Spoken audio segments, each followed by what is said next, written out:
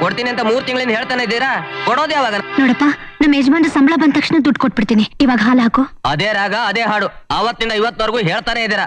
ಬರೋ ಸಂಬಳ ಎಲ್ಲ ನಿಮ್ ಗಂಡ ಇಸ್ಪಿಟ್ ಆಡ್ತಿದ್ರೆ ಹಾಲ್ಗೂ ಕಾಸು ಕೊಡ್ತಾರ, ನೀರ್ಗೂ ಕಾಸು ಕೊಡ್ತಾರ? ಹೋಗಮ್ಮ. ಏಯ್, ನನ್ ಗಂಡ ಇಸ್ಪಿಟ್ ಆಡಕ್ ಹೋಗ್ತಾರೋ ರೇಸ್ ಆಡಕ್ ಹೋಗ್ತಾರೋ? ನಿನ್ಗೆ ಯಾಕೋ ಬಾಯಿಗೆ ಬಂದಾಗ ಮಾತಾಡ್ಬೇಡ. ನಾಳೆ ಬಂದು ನೀನ್ ದುಡ್ಡು ತಗೊಂಡು ಹೋಗು. ನಾಳೆ ಏನಾದ್ರು ಕಾಸು ಕೊಟ್ಟಿಲ್ಲ ಅಂದ್ರೆ ನಿಮ್ಮನೆ ಹೊಸಲ ಮೇಲೆ ಹಾವು ನಂಗೆ ಮಲ್ಕೊಂಡ್ ಬಿಡ್ತೀನಿ.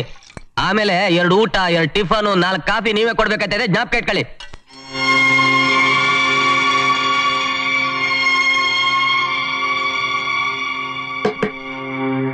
ಬರೋ ಸಂಬಳನೆಲ್ಲ ಕಳ್ಕೊತಿದ್ದೀನಿ ಅಂತ ಯೋಚನೆ ಮಾಡ್ತಿದ್ದೀರಾ?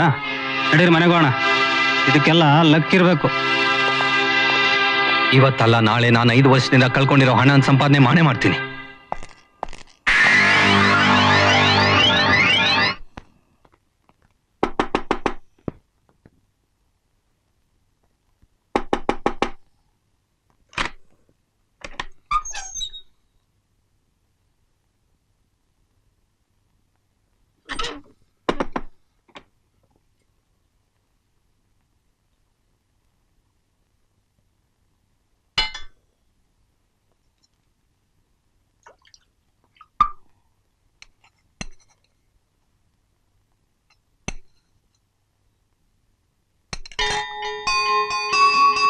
ಏನಂದ್ರೆ, ಈ ಇಸ್ಪಿಟ್ ಆಟ ಯಾಕಾದ್ರೂ ಆಡ್ತಿರೋ?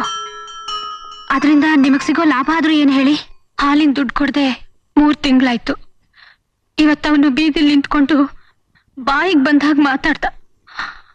ಅಕ್ಕಪಕ್ಕದವರೆಲ್ಲ ಆಡ್ಕೊಂಡ್ ನಗೋ ಹಾಗಾಯ್ತು ನಮ್ ಸಂಸಾರ. ಇಷ್ಟೆಲ್ಲ ಇತ್ತು ನೀವ್ ಇಸ್ಪಿಟ್ ಆಡಕ್ ಹೋಗ್ತಿದ್ದೀರಲ್ಲ, ಇದ್ ಸರಿನಾ?